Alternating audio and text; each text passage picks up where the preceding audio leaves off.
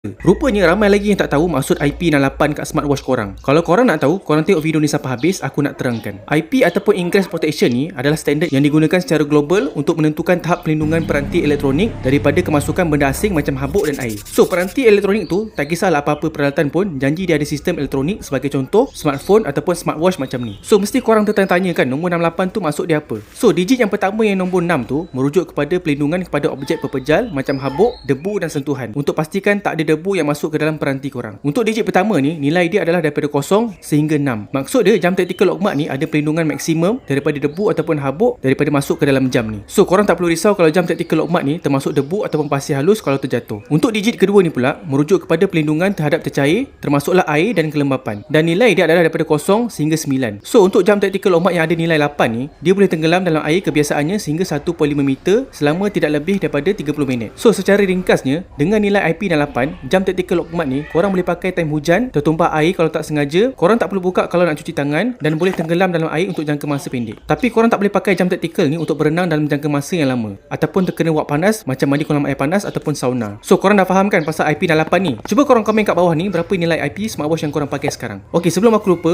jam tactical lockmark ni tengah ada flash sale tau. So, harga dia tengah murah sekarang. Kalau korang lambat, takut harga jadi mahal balik. Cuba korang cek kat Bit Kuning sekarang.